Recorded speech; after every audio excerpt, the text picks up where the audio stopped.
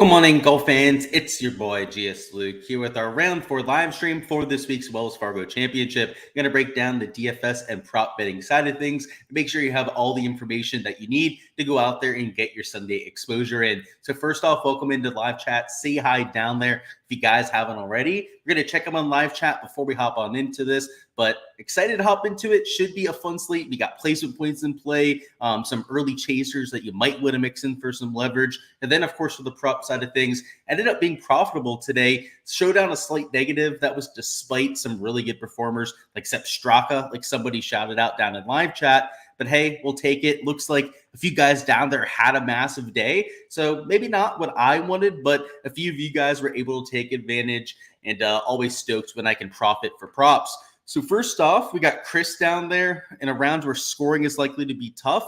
Do I put more emphasis on placement? I do. So we'll actually talk about that a little bit more, but I think you're onto something there, and I'll add on to that a little bit. And I go through some of my favorite birdie or better matchups on Prize Picks. Yeah, we can take a look at those when we get to the prop section later. So just a heads up, that'll be towards the end of the live stream, so probably about a half an hour in. But yeah, for sure, I'll take a look at a few of them for you. And you can point out a few that you want me to look at as well. We got an 8X over there for Alex Green. Good stuff. And yeah, the set pick was pretty sweet. So glad to have you on board, Alex, for joining the Patreon page. And yeah, that obviously worked out well. Another fire showdown. So you obviously probably did better than I did. Who takes it, Rory or Xander? I'll give my thoughts on it. We're going to go through the thought process with both. But yeah, that's a great question. Golf course played hard, Nick. We're going to talk about that too. What is going on, Lauer? Thagala killed you. Yeah, Lauer's the king of complaining down there. So yeah, there's always someone for you, right, Lauer? So let's talk about this golf course. So I think it's a perfect place to start is with the question that Nick has, and something that actually adds to the conversation here. I mean, why is the golf course playing so tough? And I asked myself the same thing early, right? I thought the golf course might play like even par, right? Maybe slightly under par. And this thing played nearly 2 shots over par. So even for somebody like myself that's really paying attention to that, right, and trying to get ready for the prop side, wasn't able to catch that kind of influence. So it wasn't just you, wasn't just me, right, that was confused by that. The entire prop industry, really every sort of sports book, whatever it may be out there, right, was not expecting this type of action. Essentially what happened is they firmed up the greens, right? They've got a sub-air system out there. There was no lift clean in place. So that, along with the firmness of the greens, also some really tricky pin locations, led to that carnage. And honestly, the pin locations weren't as bad as they could be. They could put them in even trickier spots, and they probably will out here for Sunday. So with the sub-air still going, with probably super tricky pins again, that's not going to go away. So part of that is the lift clean in place. That's probably a whole shot advantage right there. But then, you know, the tricky pins probably is where you get that extra effect there. And a lot of that scoring, by the way, was influenced by the early starters. So if you break it down by wave, right, PM only played about a stroke, 1.3 strokes over par. Morning wave played a whole 2.3 because of guys that just played horribly. So, you know, if you played a slapdick like Thagala that shot plus 11, right, I don't know what to tell you, right? You play somebody after they have a nuclear round, doesn't really make sense at high ownership, right? So he shot plus 11, but a lot of the guys that I really want to point out, right, are more so the Eric Cole plus 9, right? The Malnati plus 9, the Justin Rose went off, I guess, kind of early, right? The even par tee time, but Matt Fitzpatrick, the Harmon shooting plus 5, so on and so forth, were the ones that really impact the scoring average, right? Particularly like these plus 9s from a Malnati and Eric Cole. So when you take a look at this scoring average, know that it's skewed by some of the outliers, right? The one big outlier in the PM, right, would have been Sahith Thagala, but there's much more of them in the morning, right? Guys that were just disengaged, not playing well already in this event, that make that scoring average look different than what it was. In terms of scoring conditions, I would say they've been pretty average, pretty consistent throughout the day, right? They weren't calling for much wind. You didn't see that in the morning. In the afternoon, it looked pretty calm as well. So I think that's why the scoring average favored the PM guys. It's not so much that they played an easier golf course. It's that they played probably a similar type of golf course with conditions that were, again, the same, right? They didn't change very much, but just with better players, right? Guys that were informed, guys are just better players in general in terms of their general pedigree. And that's why you saw the scoring average difference there. Let me get a sip of my drink. Let's talk about some weather next and figure out how to attack this for Sunday. So I clicked off the spot. Let me get back to the Quail Hollow Club.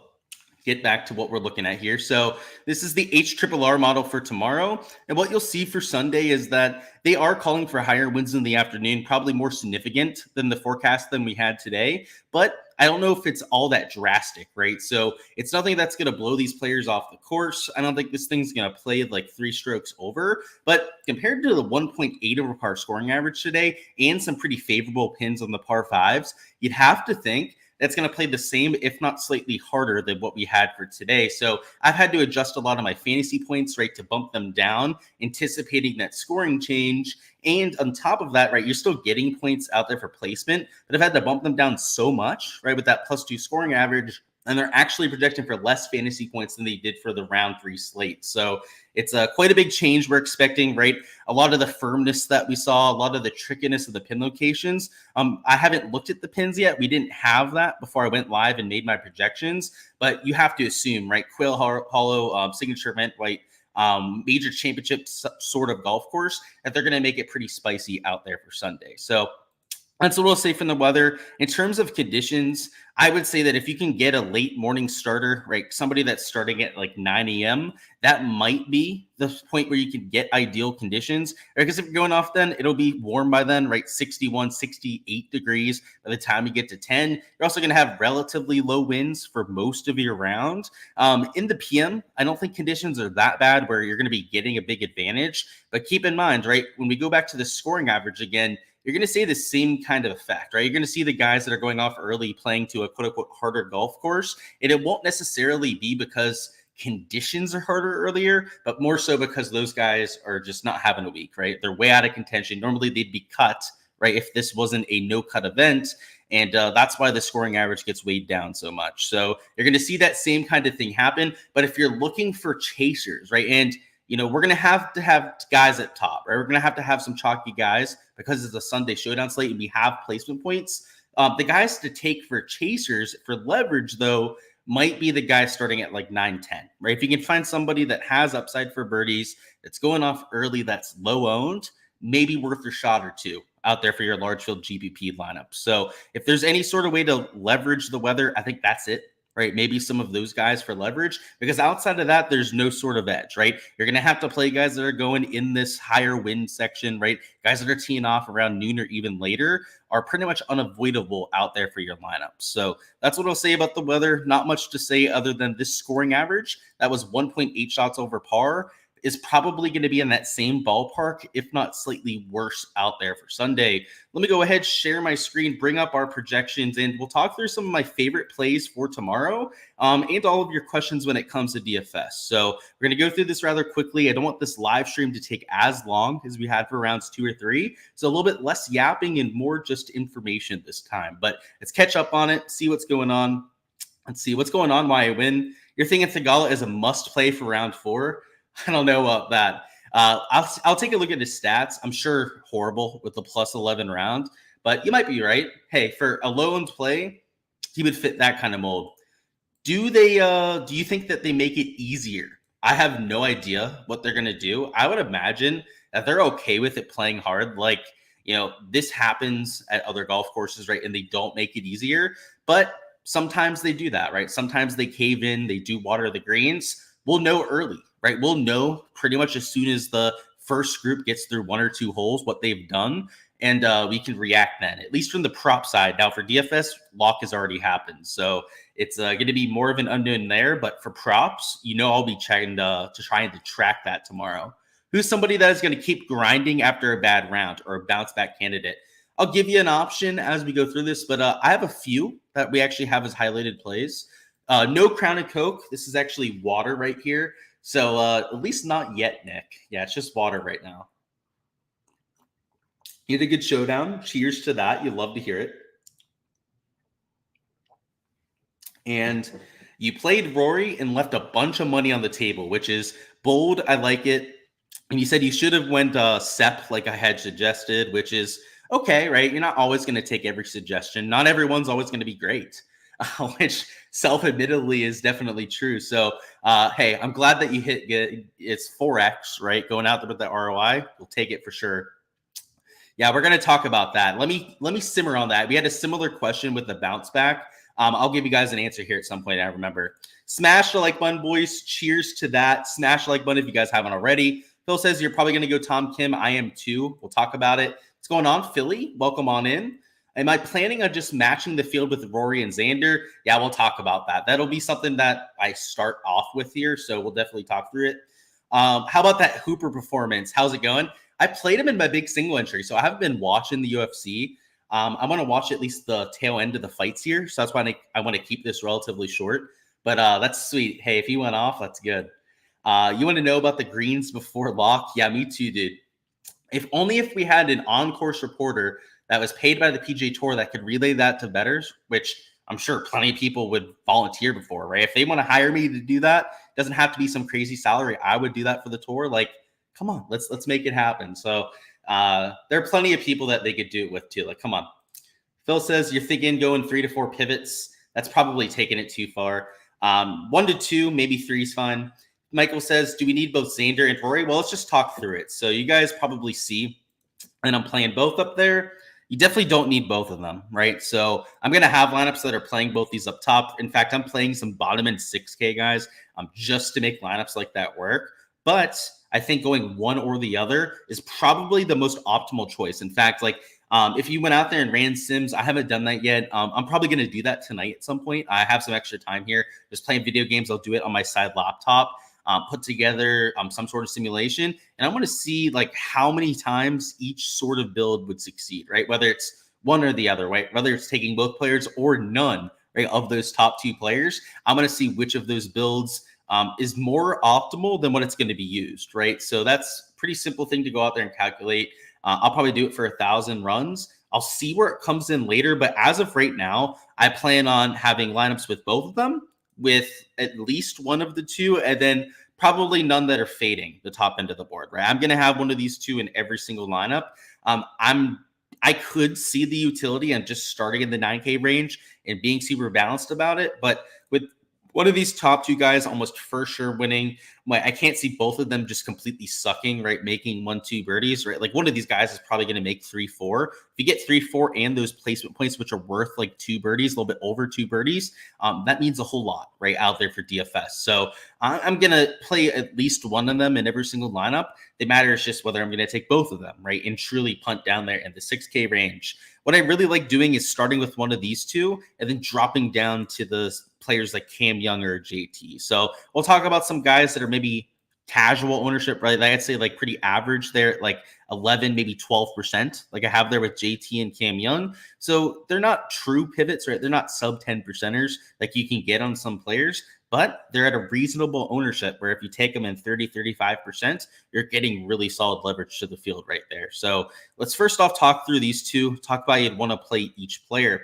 So what I'm going to do here is I'm going to bring up the stats out there for Rory and for Xander today. And what you'll see is that Xander gained when it came to the putter. And then outside of that and off the tee, where he gained 2 strokes off the tee, he lost on approach and he lost around the green. He showed some nerves out there. You saw that out there for Saturday. And we know that on Sundays that he's shown that in the past. So the reason why you'd want to play Xander is that if you look past today, right? I mean, the stats are ridiculous, right? I mean, sure, the putter's still solid, where he's gaining 0.92 strokes per round. But he's gaining 2 strokes per round on approach, right? Even including today, where he lost strokes on approach. So, day 1, right, it was 4 strokes gained on approach. Day 2, it was over 2 strokes gained with the irons. I mean, that's the kind of stuff that you want to tail. So for Xander, it's just hoping that he doesn't get that, Sunday bug that he'll sometimes get out there. With Rory today, Rory, solid on approach, solid off the tee. And if you take a look at rounds 1 and 2, it's the same thing, right? Gaining with the ball striking. Round 1, gaining with both the ball striking categories. The issue is he hasn't made anything with the putter, right? Round 1, neutral putter. Round 2, slight negative putter. Today, only gained 0.4 strokes with the putter, 4.6 strokes with the putter. Imagine if he goes out there and gains 2 strokes, right? I mean, he's just been kind of nickel and diming this golf course, right? Shooting 3-4 under par every single round. If he does that again, I have a hard time thinking that Xander Schauffele holds on. So if I was playing a single entry and I am going to play Rory McIlroy in one of my single entries, he's the player that I want up top. So a little bit more expensive. I have it slightly lower ownership than what we have there with Xander. But if I'm trying to choose between the two and really who the player I'm going to be higher on in terms of exposure, is Rory McIlroy up there. So there's no value in taking an outright on either of these two players, right? All the sports books have them juiced down to like even money, which is absolutely criminal, right? Out there with a whole 18 holes left. But at 12 grand, I'll play him out there in my DFS lineups. I still think I'm going to get to some Xander, right? I'm going to have Xander at least 50% of my lineups. But I'll probably actually, I don't want to say at least 50, maybe at least 40% of my lineups. I know I'm going to have Xander Schauffele. So I might end up being slightly under the field when it comes to my exposure. But Rory McIlroy, I'm going to have at least 60, maybe even 65, 70% if I can fit in lineups that have both of these players together. So that's the idea up top. I think you can try and fade one and just go all in on the other if you really want to. The player that I would do that with would be Rory McIlroy, but personally, with the 50, 60 lineups that I'm entering in the large field GPP, I'm going to be entering both players, or I'm going to be spreading it out a little bit, trying to get my leverage elsewhere, because I have leverage plays that I want to take, right? I don't have to win the GPP up top. If I needed leverage, right, if I wasn't doing that down low, maybe I would go all in on one or the other, but it's not something that I necessarily have to do. Let's see. Hopefully that answers your question, and we'll get to the bounce back guy here in a second, the guy getting into the top 10. Let's see. Rory and Xander both seem to have a problem winning. That's true with Rory too. That's right. Is the path fading them and then thinking one of those other guys could sneak it? Yeah, that's what I mean. Like, if you're going to bet outright, it's on one of the chasers, right? Because I think that one of them could win.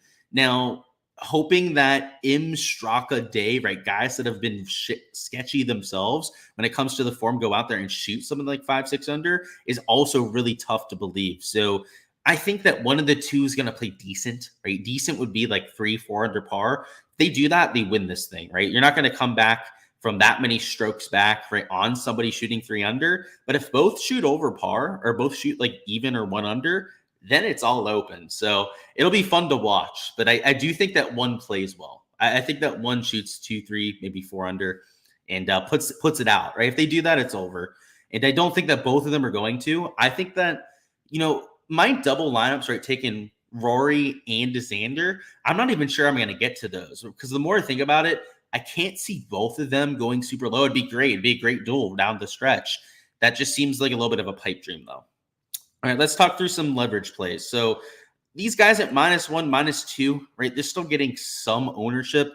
But because of the way that everyone's getting to these top 2 players, you can't take as much down here in the 9K range. So, for example, like even a Morikawa at -4, a Homa at -2 are lower owned because of these top 2 players. So the ownership's a little bit wonky out here for Sunday, kind of like it always is out here for Sunday Showdown slate.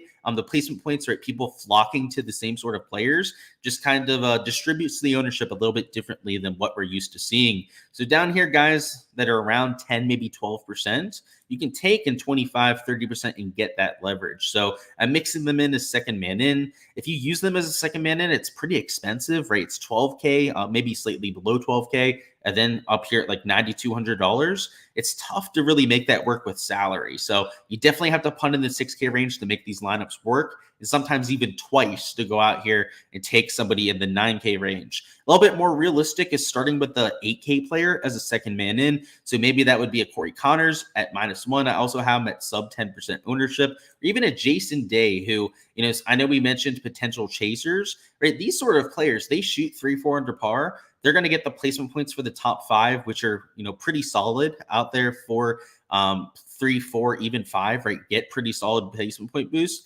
$8,300 that could easily pay off. So Mr. Malbon, I call him, right? Jason Day out there. I'm wearing the Malbon hat right here. Why not, right? Go out there, have a Sunday performance. Down there in the 7K range, there's a lot of chalk here that I'm just avoiding.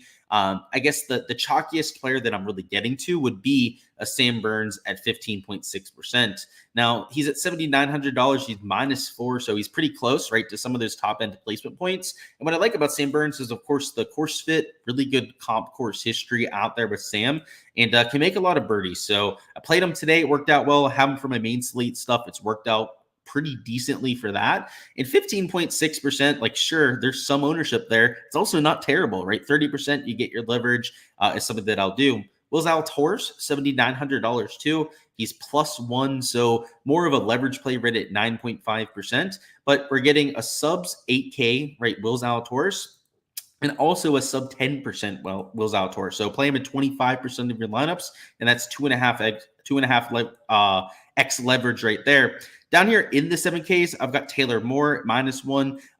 Decent position, right? -1, top half of the leaderboard for sure, and sub 12% ownership. So another guy that's won at my top comp course, that would be, of course, the Valspar Championship, the Innisbrook Copperhead course, and $7,700. Tom Hoagie, a high upside early starter. He's sub 5%, so he would be more of like a diamond in the rough, just hoping that he gets hot with the irons and the putter, which, of course, like we know that's Tom Hoagie's thing, right? Is randomly going out there and nuking, whether it's with the irons or with the flat stick. And when he does it with both, like, watch out, right? It's like a -7, -8 round. Like, he'll do that at the Players, right, and break the course record. Like, that's the kind of thing that Tom Hoagie does, right? Tom Kim, $7,100, same thing, right? Starting really far back. Like, you're not going to get placement points here. And if you do, right, it's going to be marginal placement. But what you're hoping for is that 4 or 5 birdie round, maybe even 5, 6 birdie round out there. These sort of players that can just get super hot. Tom Kim, also really streaky player with the irons and the putting. You catch them on the right sort of round and they break slates, right? Go out there and shoot 7, 8 under par rounds. So I wouldn't count on that out here Sunday at this golf course, right? It's going to play like 2 strokes over. So ceiling round for them might be 3, 4 under, but even in windy conditions, right? We've seen Tom Kim at majors, right, play particularly well. He's shown it before, and you can even say Taylor Moore's played pretty decently at some difficult golf courses this year. So I think you got to give him a little bit of a nod for that as well. Down here in the 6Ks, I have to take plays because I'm being so aggressive up top, right? If you're going to play a $12,000 player, you're probably going to have to mix in a 6K guy. So whether you want to take a 9K guy as your second man or an 8K guy, right, you're probably going to have to dip into this range. So somebody like a Jake Knapp, high upside player that has the power to go out there and make a lot of birdies. You got Mackenzie Hughes, of course, plays at this golf course, member at Quail Hollow. I've got him at 8% ownership, so he's not low owned down here in the 6K range, but still high upside and saves you some salary. And then these aren't the only guys I'm getting to, of course, guys. For everything that is blacked out here, check out the Patreon page. That, of course, is posted down in the description of this video. And on there, right, is where you can get access to my projections. So projected points, my player pool, right, ownership out here for Sunday is always calculated before I go live, and is what I'm using over here in the content. So make sure to check it out. But there's a bunch of pivots that I'm taking down here. So Webb Simpson, right, another Quail Hollow guy, right, from Charlotte, plays this golf course all the time. Like, you know, you're not expecting greatness, right? You're probably expecting this to not be the best play, but he's 5.5% owned. You throw him in like 10% of lineups, maybe 15%. If he ends up smacking and hitting, nobody has him, right? He's saving you all that salary. And sure, if you're being chalky up top and taking both of those top end players, you can still go out there and have leverage to the field right on this sort of player and save that salary, right? So you're getting upside because, I mean, anyone could go off at this golf course, right? Length is helpful, but it's not a prerequisite around Quail Hollow. And guys like Mackenzie Hughes, Webb Simpson that can get hot with the putter, hot with the long irons are the kind of players that you've seen have ceiling rounds here before. So, and he was holding his own race +1 through the first 3 rounds. Like, it's actually kind of impressive for Webb Simpson, particularly after today. So 5.5%, $6,300. He's the kind of player that, you know, I'll take a GPP flyer on. So these aren't conviction plays down here. I'd say Mackenzie Hughes, if anything, is probably the one guy I'm getting the most over the field on there. But outside of that, right, it's more like 7 to 10% flyers. Like Tom Kim, more of a conviction play, right? Like closer to 25, maybe even 28% exposure. A Tom Hoagie up here, right, is probably like a 15, maybe 18%er. A Taylor Moore is probably a 20%er. A St. Burns is maybe a 30% ownership, right? I probably have to be a little bit more aggressive out there with that sort of player, but that's how I'm going to handle it out there. So I'm thinking 60-40 on Rory versus Xander, right? Most of my lineups are going to start with Rory as opposed to the X-Man, but we'll have to see. It might be 65-35, maybe it's 55-45. A lot of that's going to depend on ownership, right? And again, I guess the ownerships are so close that I guess it probably really doesn't matter. So 60-40 is probably what I end up going with. So I'll leave it at that. We'll catch up on any questions down there, and then we'll talk through lineup construction. We'll build a lineup together, and then afterwards talk through props. So first off, let's see what's going on down there.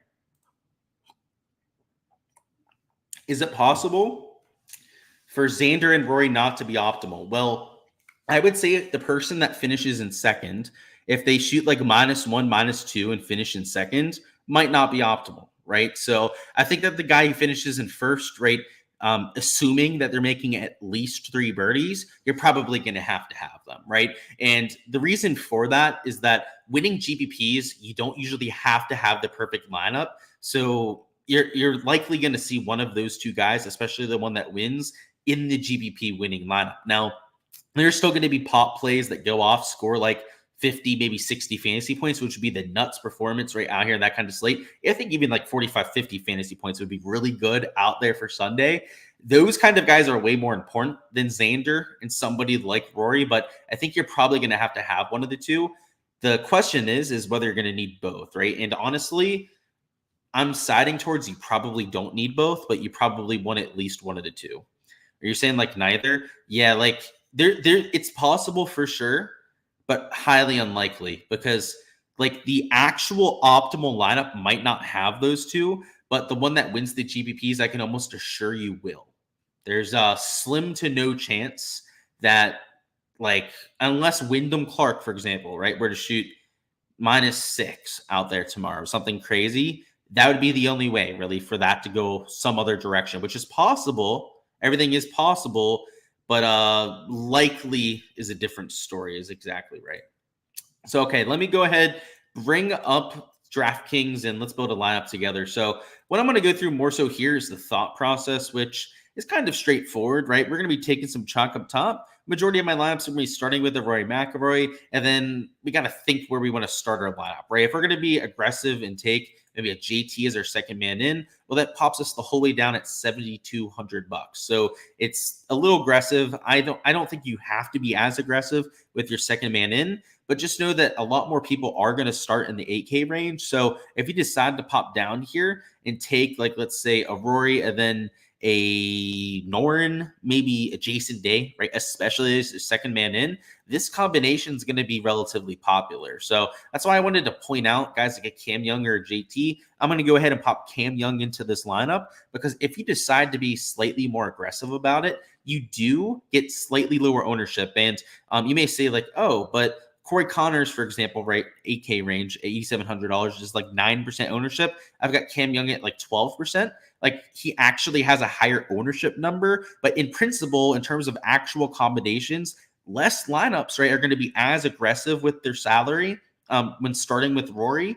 So I would venture to say, and we'll have to back test this, right? If they're potentially, I could go out there and do that. I'm honestly kind of interested to see where this would go, because this combination should be lower owned, right? The one that's more aggressive with their salary, because people love living in the 7K range. They don't like really taking 6K options, right? Especially 2 6K players out there in their lineup. And if you only have 7,200 for your last 4 spots, right, that's pretty much forcing you, right, to take 2 6K players right there, right? Unless you're taking a 6K minimum for one of those last 4 spots. So I would say that if you go with this kind of lineup, you're getting a better product. Well, it's not, the product ownership won't be different, but in actual practicality, this combination will be lower owned than the one that goes down there to Corey Connors. So if you start like this, you go down to the 6K range, you go ahead and pop in. Maybe it is a Webb Simpson. You don't have to be that aggressive. Maybe you go here to a Mackenzie Hughes instead. So you throw him in there at 6,500. You throw in a Tom Kim at 7,100. Now we got to try and get placement points at some point, right? Obviously, Mackenzie Hughes, Tom Kim would be some of our leverage plays starting further back, right? We don't really have to pivot with our last 2 spots. So if we're going out here trying to get some sort of placement, I think Denny McCarthy wouldn't be the worst sort of pivot there. You could play Straka. In fact, I'd consider taking him in this kind of lineup. For the sake of this, I'm going to go ahead and throw Straka and then Taylor Moore, right? So Straka's obviously giving us some placement. Taylor Moore, right, at -1, he's starting in T18. He can get us, top 5, definitely top 10 placement points, right, are within his range of outcomes, potentially even creeping up towards that top 5. So this kind of lineup, you've got 2 guys that can finish top 3. They've got somebody that might get close to that top 5. Cam Young, same thing. Like maybe he gets close to the top 5 too, right? Starting T13. These last 2 guys, Mackenzie Hughes, Tom Kim, they're middle of the pack. I mean, they're not playing horribly, but you're not all that worried about placement points with those 2 players, right? It's more so them going out there, making 5, 6, maybe even 7 birdies. If they can go out there and do something special, that's how you can go out there and bank a GPP lineup. So it's more so the idea of what we went through here, right? Obviously, we have some leverage, right? Mixed in with some chalk there. We have what I would consider 1, 2, 3, 4 chalky players. I'm including Taylor Moore here as a chalky guy, but he's not really that chalky in the grand scheme of things. But Straka for sure, right? I would say McIlroy, Cam Young, right? All carrying some ownership. You throw in Taylor Moore, right? Say that he's also carrying ownership because he's 10% plus. But when you're mixing in a Tom Kim and Mackenzie Hughes that are sub 10%, that's how you go out there and get that leverage you're looking for. So, if you wanted to leave salary on the table, you could also do that here. Right? That could be another way to go out there and build this lineup. So maybe rather than taking Tom Kim, you go down here and drop down to a Lee Hodges even, right? So somebody that's getting some placement right out there at -3, starting T11. You go out there, take him, leave some salary. This could be a lineup that you can go out there and take in the large field GBP too. So it's more so the idea here, right? Making sure you have enough leverage in the lineup, but still getting some placement points towards the top.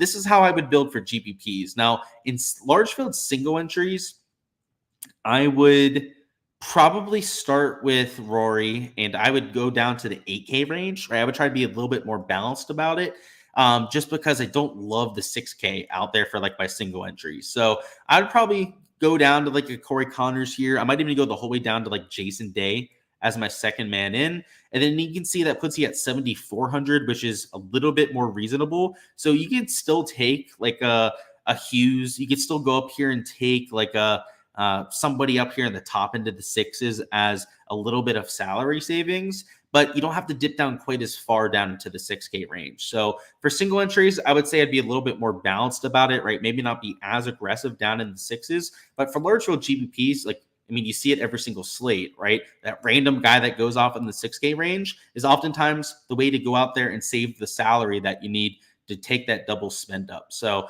that's what I'll say from the large field GPPs. I'd be aggressive with your salary, right? Take your stands up top, right? Mix in a few flyers in the middle to back end of the board. And that's how you go out there and build some profitable lineups. But that's all I've got for the DFS section, guys. If you're just here for that, that is all I'm going to go through there. We're still going to talk through props, so live stream is not over. But if you're just here for that, go ahead and smash the like button on the way out of here. Subscribe so you don't miss any of the content to come, because next week we've got a major championship. So obviously we've got PGA Championship over there at Valhalla. So that's going to be absolutely hype. Looking forward to that. Going to have course breakdowns, DFS content, live streams for rounds 2 through 4. So looking forward to all of that. So subscribe if you haven't already so you don't miss any of that to come. And of course, for all of the content that you saw on my spreadsheets, so that would be projections, my player pool, ownership out there, whether it's for main slate or the showdown sheets like you see over here in this live stream, go ahead and check out my Patreon page. So there's a link to that down in the description of this video. And on there is where you can find all of that content. So first off, let's catch up on any last second questions.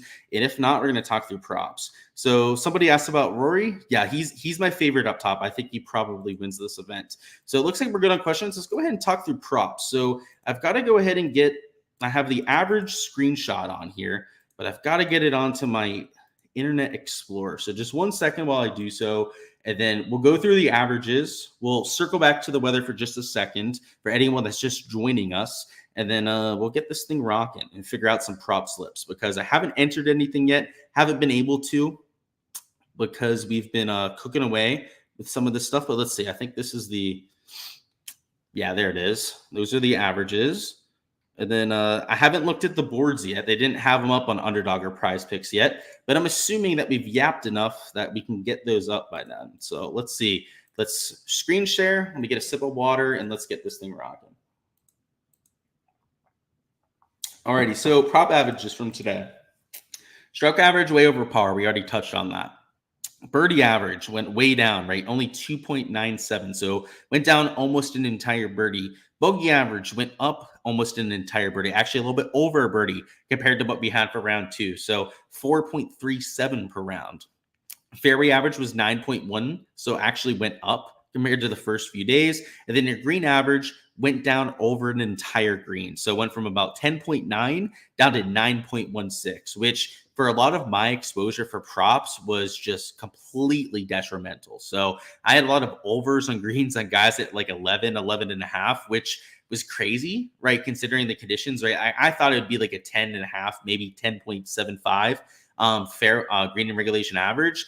No one expected it to be absolute concrete out there. Like, sure, it might have firmed up a little bit, right? Gone to like 10 and a half greens. No one expected it to be this 9 average out there. So I would say for Sunday, it's probably going to be in the same ballpark, right? I don't think it's going to get any firmer than what we saw today. I mean, that was probably at its extreme, right? Kind of like Nick said earlier, right? They're going to add water to the golf course. It wouldn't surprise me a little bit, right? And if they do, this might actually even go up a little bit out there for Sunday. So that was the most unexpected part of it, right? That's why the bogey average went so far up. That's why the birdies were so hard to come by. And again, that impact, right? We thought there might be a little bit of slightly firmer greens, the sub-air system and whatnot, but not quite what we ended up seeing today. So that was the real surprise and what we're really going to have to incorporate into what we're doing for Sunday. So let's check through this. So on Underdog today, I ended up having pretty much an exactly break-even day. So that was not great. It wasn't horrible, but on Prize Picks, we had a really decent profitable day there. So that was pretty nice. I don't see an Underdog board yet. Okay, so we do have strokes being posted.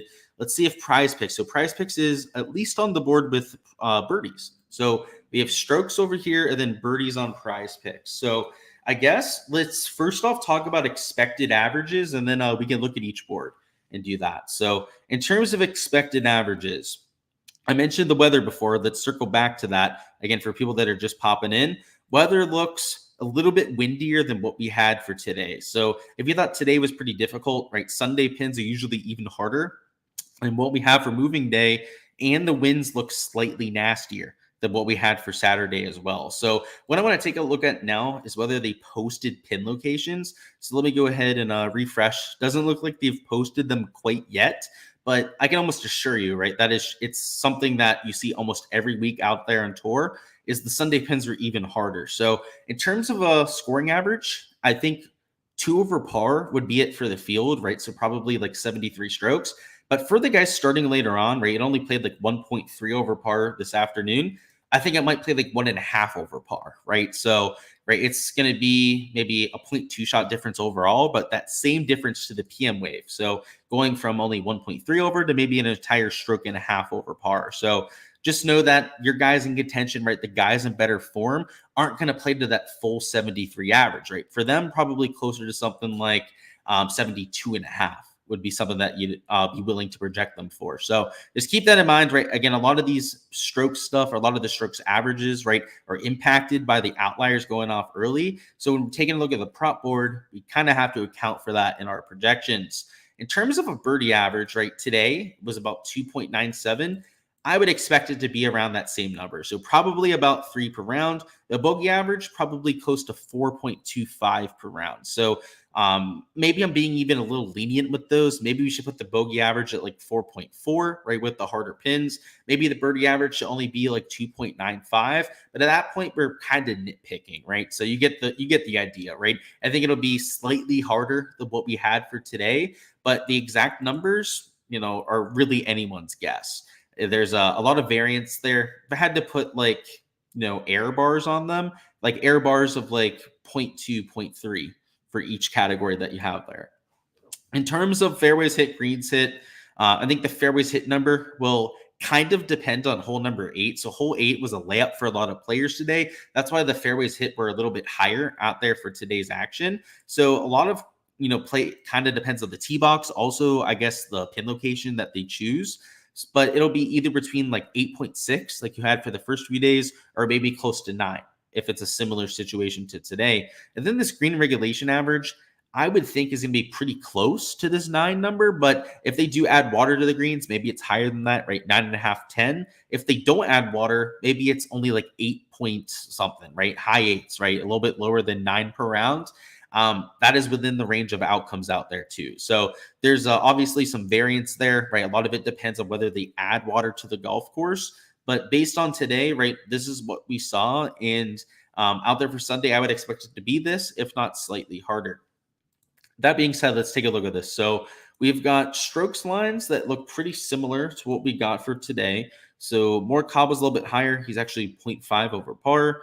You've got some of your studs at -1.5, which is interesting. That's asking them to have a good round, but they're the guys in form, right? It's asking them to gain like 3 strokes to the field, which I don't know if is that crazy, honestly. But let's see what else we can work with here. So at the bottom, we've got guys like Wyndham at +1. We have guys like Zalatoris at +1, right? Guys that are not really playing their best this week, but they are at a relatively high projection here. Let's see, Fowler +1.5.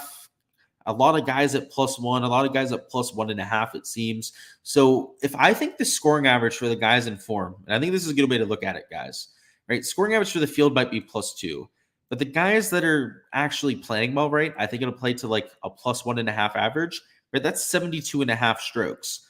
If there are guys down here like Fitz, Finau, for example, you get the point, right? These guys down here that are 72.5 strokes, Harmon, so on and so forth. If you think they're going to have a better than average day, right, then play them for unders, right? Because they would be elite tier players. Now, maybe avoid guys like Hovland, right, that are a little bit out of form, right? Try and find guys that are playing a little bit better, right? Especially like maybe not taking Fitzpatrick, he's +12 after the first 3 days.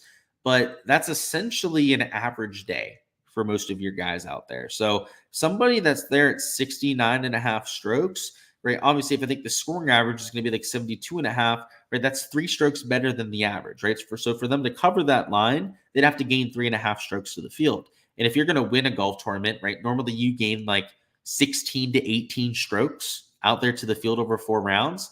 That's essentially a winner's pace to go out there and shoot a 69. So obviously these studs at that kind of projection kind of makes sense, right? Because they're going out there and trying to win. But the rest of the field at like 72.5, like that's asking them to be an average player. Like Shane Lowry, an average guy, right? He's at the average, like that kind of makes sense. But if we can find somebody that we think's better than that, right? Like maybe a mid to maybe like top tier player, that's what we're looking for. So let's just do a little line shopping. Let's see what we have over here. So this is for Myrtle Beach, it looks like. So they don't quite have the stuff up over here for Wells Fargo, it looks like, quite yet. And I know nothing about this Myrtle Beach event. So I guess we'll focus on Underdog first, huh? Because they at least have strokes lines up here. We know the weather. We've already deep dived the golf course over here for PGA, but hey, that's a little side thing that we can look at after. So I'll try and bring up the birdie average.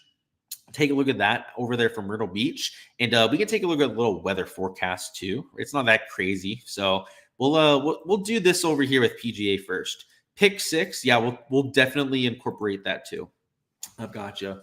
Let me get a little closer here, and I want to try and find a slip. So I do think conditions are going to be tough, right? But if one of these guys at 72.5 shoots +1, they cover, right? And I think you can have a decent day and easily shoot even par, even -1, right? A +1 round is just slightly better than the average. So when you have somebody like Wyndham Clark at 72, like if he was playing well this week, that would be an absolute steal. But he obviously wouldn't be at 72 strokes. So I'm not going to take that. I've got burned on him the first 3 rounds. Now that I'm not playing him, we'll probably go out there and torch. He at least made a lot of birdies today. He went out there and cashed me out on one of those slips. But Justin Thomas, maybe a little bit more realistic, right? Like he's actually playing some decent golf.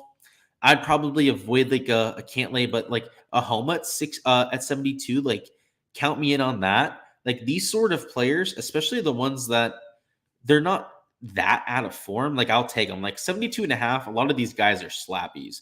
Like guys I probably don't want to take for slips. Like I guess Tony Finau isn't, but Tony Finau is also kind of out of form this week. Shane Lowry is a little bit of a slappy, right? Especially, Chris Kirk, Fowler, just mid to lower tier players. right? With those sort of guys.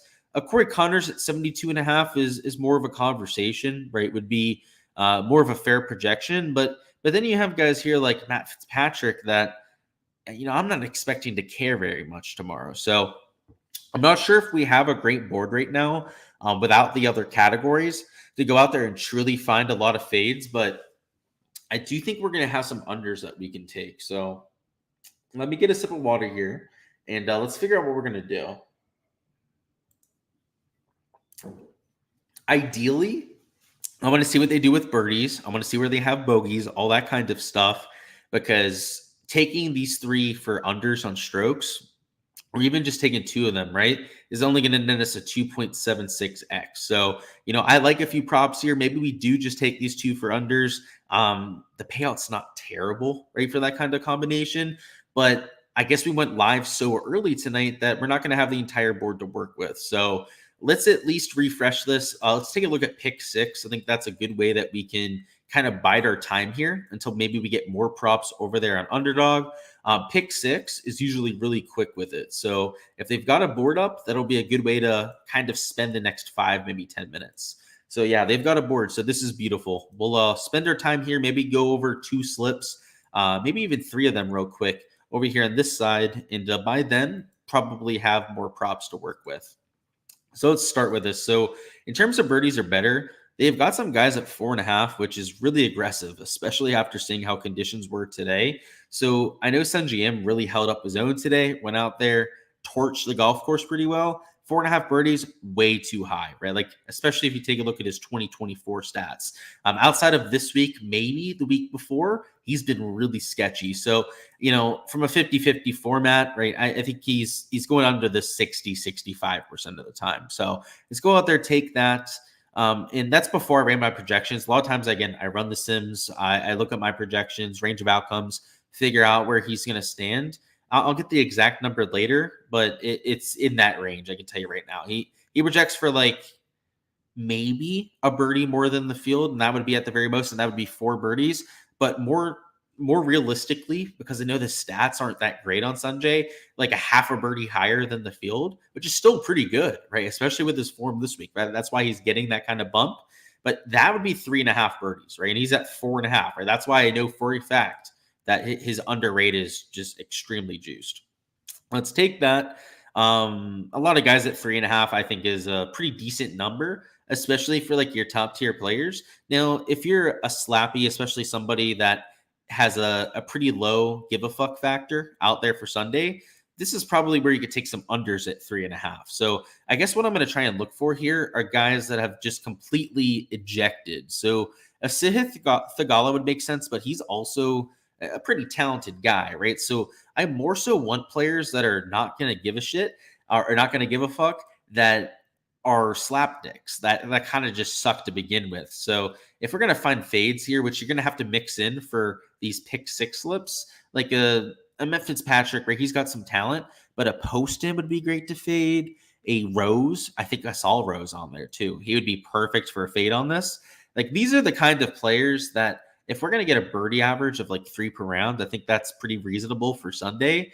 Jay Rose is an average player at best, right? Going off early, if he's out of form this kind of week, is like the perfect play to take it, like 3.5. So let's throw him in there. Poston's on here. So I'm kind of scared of the Poston putter, but he is +9 to this point. Went out there today and made how many birdies? So yeah, he made like 4 birdies today. So that's what I mean. Like, he's dangerous with the putter, but like Justin Rose, I'll for sure fade. Let's see what else we can find. Kirk, I would fade, but the guy has been making a ton of birdies, so maybe that's not the best one. Let's see. What is Horschel's score? Where's he at for positioning at the stage? Not great, right? Horschel, yeah, +7 at this point. That's probably a guy that you could fade at 3.5. Let's see who else. Some of these guys are at least playing okay. Grillo, another one that you could mix in. Who else? And I like the ones that you could do for like 5 or 6s, because you could still get paid, right? If you get one wrong, get most of, if not a little bit more than your money back. out there for like a 4 out of 5 or a 5 out of 6. So we're going to take these 4, maybe one more, maybe not. Yeah, I don't really like the other ones there. And then let's find an over on strokes to mix in. So with these overs on strokes, right, what we're trying to do here is get an over and an under going. So let's try and find something on that end. If you have any props that you want to shout out, go ahead and let me know down below. 69.5 strokes is pretty low projection out there. And they've got Jason Day there. That is, it's asking a lot. So I'm considering fading that. We could do that for Sanjay. That would also be a pretty good fade. Like, he's obviously somebody we're already fading. So that could be an option, but we obviously can't play both. But all right, let's at least keep it on there so we can manage that later. This Jason Day one, I'd also consider fading for strokes. Yeah, it would be an over, by the way, not under. What else do we have? A lot of guys at 70.5 that are half decent players. Again, I'm more so looking for slappies to fade. If I think the scoring average is going to be like 72 strokes, right, 71.5 for the good players, we can find some guys that are just lower tier guys. 72.5 strokes, right? So we can even find guys at 72.5 here that are out of form guys to fade. So we can make that an Eric Cole if we wanted to. We could make that an Emiliano Grillo if we wanted to fade, like all those sort of players. What I'm going to do for the sake of this slip is make it all guys that are out of form, right? So this slip is just going to be the guys going off early. Conditions aren't even horrible early, right? But these guys are just out of form, not really going to give a shit out there for Sunday, and are guys that I think you can fade. So we're going to fade Rose, Horschel, Grill. We're just going to find the right strokes line to fade. So I don't think there's a Rose strokes line on here. Actually, there is 71.5 strokes. Yeah, that's going to be it. Yeah, that's 100% going to be the prop that we take. So this is going to be the first slip. Here, 1 second, guys. And that's the first slip that we're going to take over there on pick 6. So it's a little 3-man. We're going to go through a few different combinations here, but this one is some correlation early, right? Maybe the cooler temperatures, right, kind of play against these players. Again, I'm expecting about a 3 birdie average. So Horschel, Griot, out of form, going off early, just middle to maybe lower tier players to begin with, obviously under at 3.5. Justin Rose, he's projected only 0.5 over par. Again, I think the scoring average is 72.5. He's a mid to lower tier player, projecting at best at 72.5, which would be a whole stroke higher, if not like 73 strokes. That is obviously some really good value there too. So that combination is probably my favorite 3 props that you can take over there. But let's try and find something else, because I don't think we have a full board anywhere yet. Let's see. So yeah, nothing over there on that side. And let's see what we have on Prize Picks. So still just birdies are better for the Myrtle Beach event. So yeah, let's continue cooking over here on pick 6. This board, by the way, I think is really sweet right now. Favorite guys who played the tough course as well. I guess we can try. Let's circle back to the spreadsheet. I can show you a few guys. So guys who play tough course as well. So just a few that kind of jump off the page. Tommy Fleetwood's kind of known for that. I'd say Justin Thomas plays really well on firm conditions, not necessarily hard, but firm, like we're going to have for tomorrow. That would be Justin Thomas. Cam Young, same thing. He plays firm golf courses relatively well as too, I would say. Let's see in this 7-8K range. Corey Connors, kind of known for that. Who else? Jason Day in his prime, maybe not so much anymore, but in his prime. Same thing with Jordan Wright. Maybe not so much anymore, but in his prime, played really difficult course as well. And then if you go past that point, not a lot of players would fit that description, right? That's why they're down there in that 7K range. I would say Shane Lowry plays difficult course as well. Tom Kim does. He shows up at majors, so you throw him into that. If Ricky Fowler's in form, you would throw him into that conversation, but he's not in form right now. So yeah, that's a handful of guys I would say that fit that description, but it's tough. It's going to be a tough round, that's for sure. So I think you're looking at the right sort of thing. So let's figure this out. So a few more guys that we can fade. So we did the Grillo stuff. We did the Rose fade. Let's try and find a few more guys to pick on here. So at 3.5, wait, did we have posted on the first one? Now I can't remember if we did. I think we might have had him. Oh God, I cannot remember that. He might have been the third one. I know we had Grillo for sure. I'm just double checking.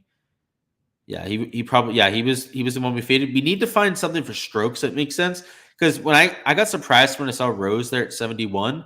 If there are other guys like him at that number, like Seamus Power, what is he at this point? Like I know he's not playing that well. He's playing better than I think. I guess yeah, he's even par. So maybe he's not the best person to pick on. We want to find guys that are at the bottom of that leaderboard. So Patrick Rogers, offhand, I'm not sure where he is when it comes to his position. So he's +1. So maybe not the worst. Let's take a look at some other guys here though. So they've got 70.5. I mean, these are probably a little bit too low on some of these sort of players. Like I'm really interested to see where they're going to have them at on Prize Picks with a lot of these projections. But hopefully, Underdog updates this year soon because it'd be nice to kind of compare, right? Some of these birdie lines as well. So the birdie lines, I think in general, are probably too high, right? Even these guys at 3 should probably be at 3.5 should probably be at 3 birdies. And I think these strokes lines are definitely too low, right? Especially these guys get like 71. So Lowry, I guess we could pick on, right? Lowry is what? He's like +6 over the first 3 days. So if we put him in there, it'd be an over at 71 strokes. I wish they would have him at 4.5 birdies, but they were a little bit smart, right? And only gave 3 guys at 4.5. Now, Rory Xander, I'm a little bit more hesitant to fade it at that number, but Sanjay, right? I know we had him in the shopping cart before, right? We took him out before. He would obviously be an option that we could take there too. So there's an over, there's an under there. Now let's just try and find 3, maybe a fourth prop to mix in there to make this a second slip on pick 6. So we've got those 2, and then we want a sloppy that just isn't playing well. That's really the criteria here. It shouldn't be that hard to find. No, I wouldn't call Harmon a slappy. So actually, it was Horschel that we had in that slip, right? It was Horschel, Grillo, and Rose. So we could take Poston. So yeah, this would be a slip that we could take right out there with that sort of combination. So if we had Poston before, I guess take Horschel, but I'm pretty sure we had Horschel in that first one. That would be another different combination that you could take over there and pick 6. Let's see if there's anything we could take for like bogeys or worse. So they've got 2.5 on quite a few different players. These guys at 1.5, like they're probably not the worst fades, but once again, like these are the guys playing the best in the field. Like they're just some of the best players in the field to begin with, right? Out there with Xander and Rory. I'm a little hesitant to go out there and fade them, but a Jordan Spieth at 2.5, that's a good fade. And I'm a good Jordan Spieth fan over here, right? Somebody that follows him quite closely. 2.5 birdies when the average is going to be like 4 per round is a no-brainer over, in my opinion. Let's see what else we have here. He's probably the most mispriced of all those players. So the par average at 11.5, that's pretty spot on with what we're expecting. Let's see these strokes. We could probably find something to cook with here. So for birdies, we need to find an under, right, to offset this over here. We can find another under at 3.5 to mix in. That would be great. So, and the reason for that, right, you have to have an over and an under out there for these slips. So let's use this to go out there and satisfy that requirement. So we could go Nick Taylor, but he's not as much of a slappy as some of the other guys that we could fade. He's on the menu though. I wouldn't put it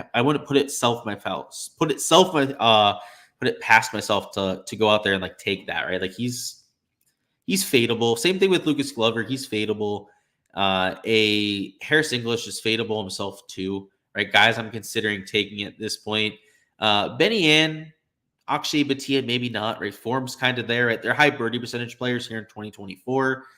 Same thing with Sam Burns, right? He's a tough fade at 3.5, 4.5, like we had today, right? I'll fade that number, but not so much at 3.5, even with tougher conditions.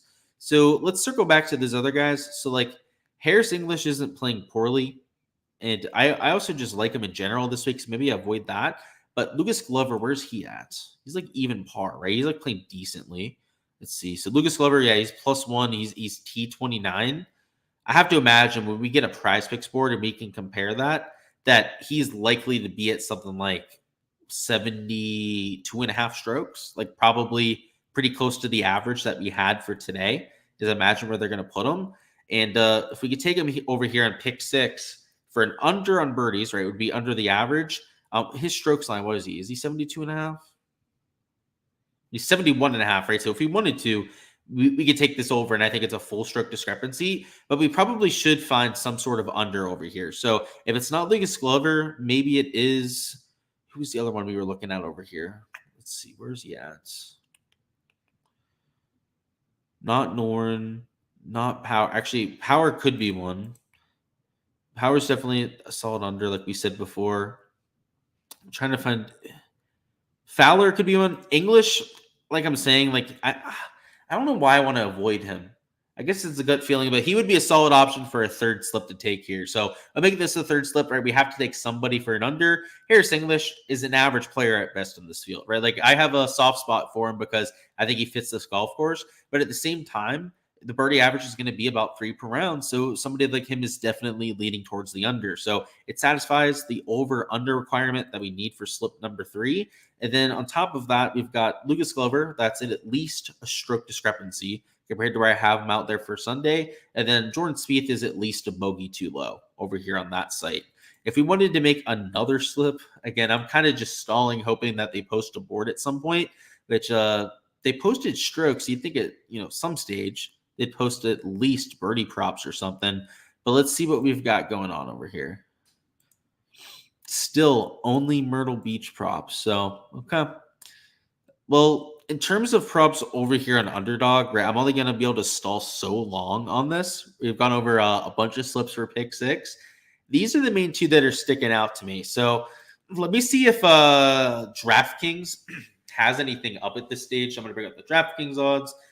My bet is, and they really haven't had much up this weekend at all, is they probably don't have much up. But we're going to check on FanDuel, and then Caesars is typically pretty quick about it. So we'll bring up DraftKings. There's that. Let me bring up FanDuel, and then Caesars, William Hill, which are the fastest of all the 3 sports books, or the quickest, I should say.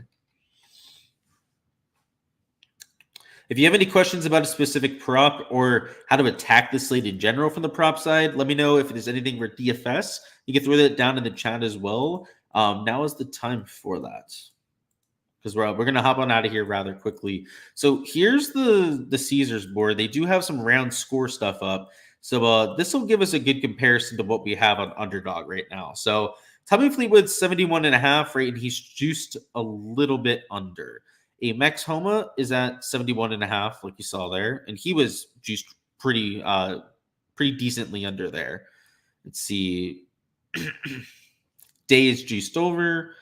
These sort of players like Rory are at 70.5, right? So that's an entire stroke higher than what they have over there at Underdog. You have Substraka at 71.5 juiced over. You have Sanjay 71.5 over. Let's look at a few other ones here. So no JT, no Max Homa. Actually, did they have a Max Homa on there? Am I blind? So yeah, no JT. No, actually, yeah, Max Homa one here, right? He's 71.5 and juiced under. That feels like a pretty solid prop to take, right? He's 0.5 strokes better than the field average, right? He essentially has to go out there and gain a stroke and a half to the field to go out there and cover. Same thing with JT. He's been playing some pretty solid golf this week. So no comparison that we could take for good old JT over here, but at least we have that to work off of. Let me see if they have the birdie props up, which they should. So let's see. Number of birdies down here. So Tommy Fleetwood, 3.5 juiced a little bit under. So this is definitely adjusted a little bit based on where we had it for round 3, right? These numbers aren't juiced as much towards like 4.5 birdies. So like, for example, Rory's at 4.5, but he's juiced way under, right? Like this is what we had for like Hovland yesterday, right? It was like 4.5 birdies and he had the same kind of odds. Right now it's Rory McIlroy, right? Who has that same sort of picture from the betting perspective. A few other guys that are juiced over, right? Wyndham is minus 155 over. And then you have guys like Tom Kim that are minus 150 for the under, right? At 3.5 birdies. So it's going to be really interesting what we get for a board. This Max Homa prop is probably my favorite. I'm kind of worried it's going to bump, So look at that. So we waited a little bit. We ended up getting something that we can look at here. I want to enter this Max Homa prop for sure. I'm not so sure about this Justin Thomas one though.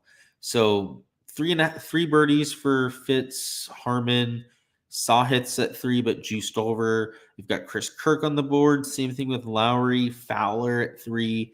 That's so. By the way, the 3 is the birdie average for the field, right? So Wyndham Clark I kind of like there, but he's also got a 0.9x multiplier, so that's kind of shitty. Jordan, I'm avoiding with a 10-foot pole. Same thing with Victor Hovland, as they're not playing really good golf right now. What else do we have on here? There's a Homa 0.9x at 3 birdies. Like I'm totally fine with that, but like I'm just not a huge fan of going out there and taking guys where you have to take that 0.9x. It just like tanks the payout, makes it not even worth playing in my opinion.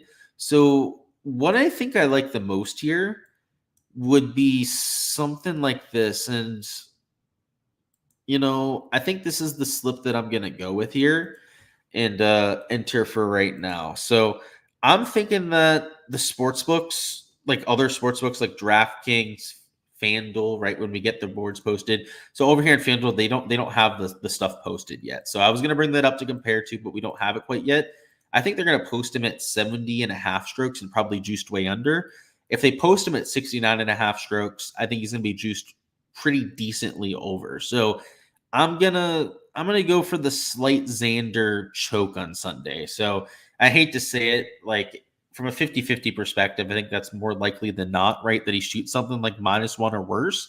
And shooting -1 or even par tomorrow would still be gaining strokes to the field, right? Like a -1 round would be gaining 2.5 strokes to the field, right? -2 to go out there and cover this, he's got to gain I mean decent amount of strokes. Like that's the top. I don't know the exact percentile it would be, but I know it's at least a top 25th percentile. I think it's closer to a top 90th percentile sort of performance that you have to do that. It's asking a lot, right? And it's what winners do at tournaments, right? Winners go out there and gain like 4 strokes per round to go out there and win a tournament. You're essentially asking them to do just a little bit less than that to go out there and cover. That's a tough scene for anyone out there, right? When the scoring average might be 73 strokes. So I'll take that over on Xander, right? Somebody who kind of struggles on Sundays. And then on the flip side of that, right? Somebody not playing under pressure, a Max Homa to go out there and shoot even par or better to cover, right? +1 would be a push. That's a pretty decent option based on his form this week. So I think there's some overs and unders you can take. I think especially some fades on guys that have juiced up projections. Guys that played really well today, right, are going to have really low projections. And then, the guys that didn't play well are going to have prop projections that are a little bit inflated, right, up because of the fact that he didn't play so well today. So I think that's something that we can take advantage of. So let me refresh this again. I didn't really take a look at the bogey props they had posted. And I guess we could try and mix in some birdie props here too. So the bogey props at 3.5, I'd be looking for some overs if we can find a slappy at 3.5. But it looks like a lot of the guys here are at 4 birdies that are some of the slappies that I'd be looking for that kind of fade. So yeah, for the most part, that's the case with this pricing. This kind of field, there aren't that many kind of players to begin with, but a Sanjay at 3 birdies is like a perfect fade spot.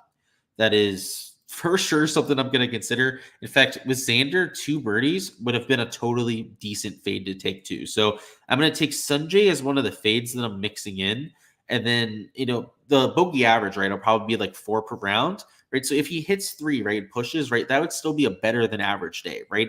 If he goes out there and hits 4 bogeys, which would be hitting out there, that'd be like an average round compared to the rest of the field out there. Like that's something that I'll get behind. So his strokes line at 71.5 is probably pretty decent too. You go out there and take it over. What is his birdie line? Yeah, he's at 3.5, but juiced a little bit towards the under. This is probably my favorite line for him. So we'll take that, and then I'm going to try and take an under on strokes or an over on birdies to offset it and get some sort of a decent payout. So just to kind of tinker around with this, if we took a 0.9x multiplier, we would get a 2.91x payout, which is actually pretty decent. So if I can find my favorite guy at 3 birdies to take, that wouldn't be the worst idea. And based on the Caesars board over here, Wyndham Clark is -155 for birdies. And no one else has that kind of juice, right? I mean, obviously Rory was at 4.5, but that isn't even available to bet, right? Over here on one of these prop sites like Underdog or Prize Picks. So you've got minus 130 juice on like a Max Homa, but we already took him for strokes. So we got to find somebody else. Based on the odds perspective, the one that carries the most juice would be Wyndham Clark. And I mean, he's at 3 birdies. I mean, you have to imagine that he's projecting for at least the field average. He's going off early too, so he has actually one of those tee times that I mentioned before, that mid-morning tee time where it's warmed up a little bit and the winds are going to be lower. I think that he can get a birdie or two early in his round, right? That would be huge. If he can out of this 3 birdie projection, that's going to be huge for this. So yeah, we're going to take this as another slip that we're mixing in. So this pays a little bit less than 3x. Obviously, 3x and above is kind of what we're looking for. But at the 0.9x multiplier, you get a little bit of a ding down. But I think that these are two pretty decent projections. Obviously, the over on bogeys for Sanjay, with the 4 average, I think that's pretty reasonable. And then with the 3 field average for Wyndham Clark at birdies, like if he's at that field average, I'm going to take his over all day, right? Past champion here, top 3 player in the world, a player that's top 10 when it comes to birdie percentage, somebody that fits that all day. So we'll take that. Let's catch up on anything down in chat. Looks like we're good right now. If you guys have any questions, throw it down there, because if not, we're hopping on out of here. It looks like Prize Picks is going to take forever with the board. They do that sometimes out here on Sundays. So for that, make sure to check out my Patreon page. I'll be posting all the content over there, and for the rest of the content that I'm taking over there on Underdog. So they give you a bunch of slips for pick 6, give you guys a pretty good idea of how I'm attacking the birdie and strokes boards over here on Underdog. But of course, for all the content that I post, make sure to check out that Patreon page that is down in the description of the video, for all of that content. So of course, on there's the DFS stuff. You got the DFS tier for that. That's where the spreadsheet's posted. And then for my slips, all of that, and I post the averages, right, like you see in the screenshot over here, forecast out there. All of that is on the prop tier. But our sponsor of this live stream is, of course, the Ship It Nation crew. So shout out to those guys. Make sure to check them out for all of your DFS and fantasy needs over there, so you can get access to a variety of different fantasy sports, all the different content for all of those. So whether it's written content, whether it's projections, whether it's player pool, slate plans over there for MMA. You can see they have NBA stuff. They have baseball projections, NASCAR, college football, NFL when that comes around. All the different sports outside of golf, they also have that included as well, over there in the Ship It Nation crew. So of course, right, made sense to bring on a sponsor that covered more than just golf.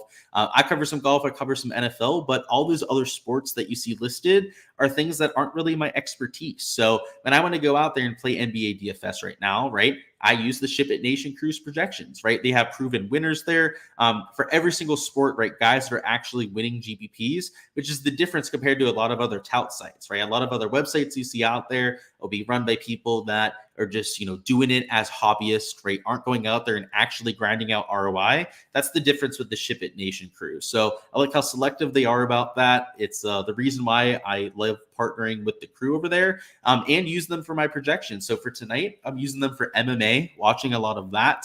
I haven't watched the fight so far. I'm going to watch the last few. We'll see how our lineups are doing after we get off live stream here. But also for NBA, the last few nights, I've been using them for a few of the single game of stuff. So I've been looking at it for some of the ownership over there, trying to figure out, especially for the main slates. Like I've done a few of the main slates over there. I've looked at some of the player pool stuff.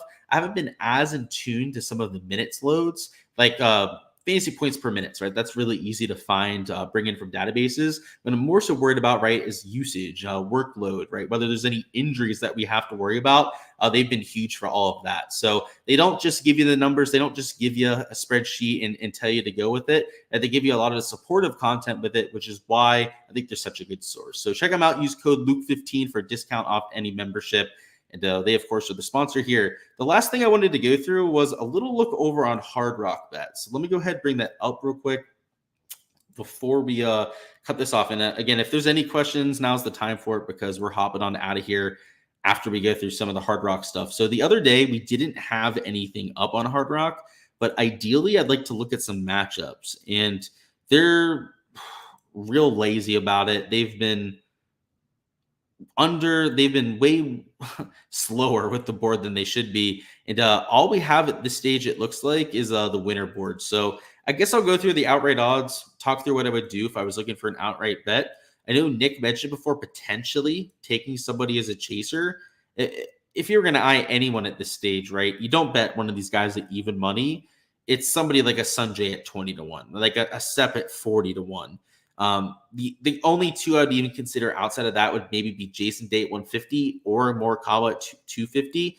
Outside of that, you're just donating money. So, if you're going to go after it, I think that they at least have some sort of win equity. Like, it's not great, right? It's definitely sub 2, maybe 3% win equity on pretty much all these players. Lower on a Morikawa, right? Lower on somebody like a Jason Day. But you never know. I've seen crazier things happen. So these guys up top, especially on a hard course with winds that are supposed to kick up a little bit as the day goes on, you never know what happens. But don't be a square and bet these guys at even money. It's just not worth your money, especially like Xander at minus 115. If anything, I think the bet's Rory at plus 100, but not something that I'm going to partake in. So I was hoping to see some matchup bets. They don't have those posted. They just have the outright betting board posted, which is a little bit disappointing. If I refresh this over here on Underdog, maybe they have slightly more props up. They do. So they do have a few more categories. So I guess we can take a look at that too, right? We don't have to hop on out of here quite yet. We have nothing posted on Prize Picks, which is a little bit of a bummer. But let's take a look at these greens hit and these fairways hit. So to refresh ourselves, if you're still with us or you're just joining us here, the greens were really low, right? 9.1, nearly 9.2 per round. Fairways hit was 9.1 itself, so it was really high compared to what we had the first few days. So when we take a look at this board, right, they have Matt Fitzpatrick slightly lower than the average. They have Matty Fitz at slightly higher than the average for the greens regulation. Let's look through a few others here. So Brian Harman at 9 fairways is actually at the average. But again, a lot of that comes down to hole number 8. So we got 7.5 for Sahith, 9.5 greens. So yeah, they've definitely adjusted this, right? They've, bumped things down to account for the conditions. I just want to see what we've got for a consensus. Cantlay at 8. He's at 9.5 greens too. Same thing for a Wyndham Clark. He's at 7.5 fairways actually with the 10 green regulations. Jordan Spieth might be a fade spot, right? He's not playing well, right? He obviously seems like something's off there. I would say that the greens regulation is probably not the worst spot. JT, I like. He's playing pretty decently, so JT's not a bad spot. Cam Young's playing pretty decently himself, so I don't think he's a bad guy to get behind. So I don't know if there's anything that jumps out as a glaring value. I would say there's some overs on fairways I'd like, especially like 7.5 on some of these players is too low. So like, it's not like I think Jason Day is going to play particularly well. I don't, right? But 7.5 fairways when the average was 9.1, but like that seems like it's pretty decent value. Like Jason Day is not super accurate, but he's also not like a complete sprayer of the golf ball. Same thing with Max Homa. He's burned me the last 2 rounds on this same prop. In theory, he should go over this kind of line. So maybe we can make something work here. So they have Keegan at that same number. These guys at 7.5 that are actually pretty decent drivers are extremely intriguing for overs, right? Especially if the average was 9.1 per round. Let's see. I'm not going to take Wyndham for that kind of thing. Cantlay is at 8. Same thing with Finau. Not going Fowler. That's for sure. Who else could we take? Sahith has been hitting the ball better on off the tee, but still that's kind of risky with his history, right? He's not always the best off the tee player. What's going on, Philly? Wait, where are we at? I'm so far behind on the chat. My bad, guys. Where are we at? All right, let's figure out one sort of fade to make this slip work, and then probably hop on out of here unless Prize Picks does something. That's what I'm trying to stall for, is so we can get some sort of board there, but we might not get that before we get off live stream here. So if we're going to find a fade, I don't really like taking any unders on greens unless we can find somebody at 10. That's a very inaccurate green player. But based on how they priced this, it looks like a lot of those kind of guys are at 9, maybe 9.5. So they haven't adjusted it probably as much as I was hoping for. Right. I was kind of hoping to get some more slappies that we could get there at 10, but most of them are down at a pretty decent number. So let's see. Corey Connors is at 10, but yeah, he's a high green regulation percentage guy. What else? The fades aren't easy to come by. I guess we could take a look at the bogeys for certain players.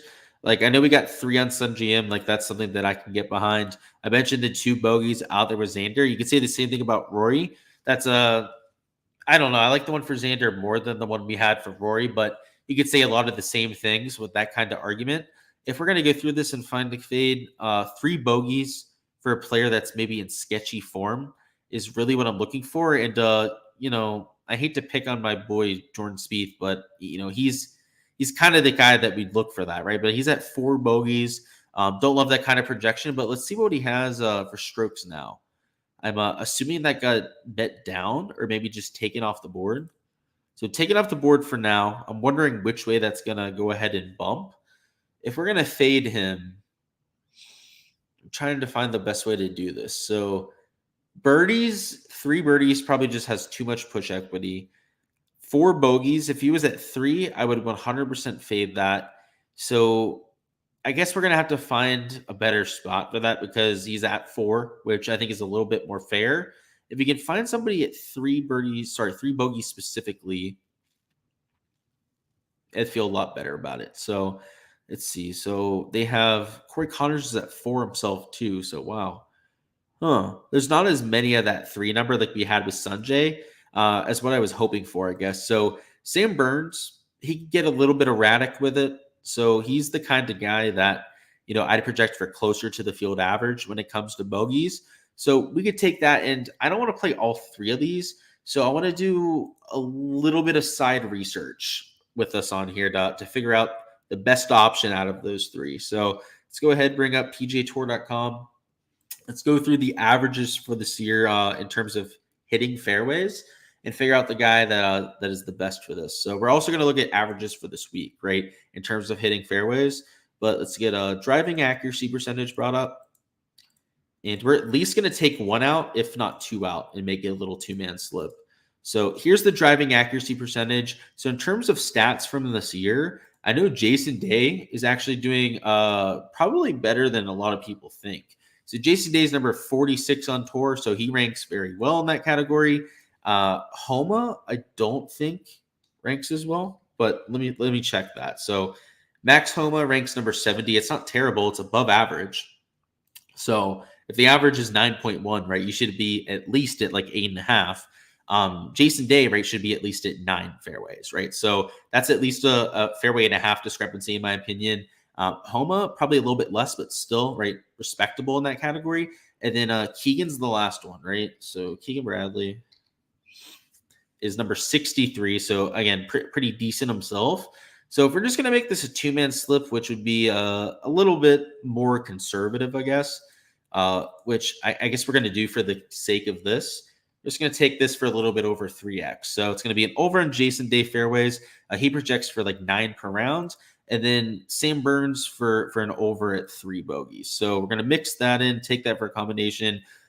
Sam Burns, I think, has a lot of push equity at 3, but he's the sort of player that's a little bit erratic and in contention at this sort of event.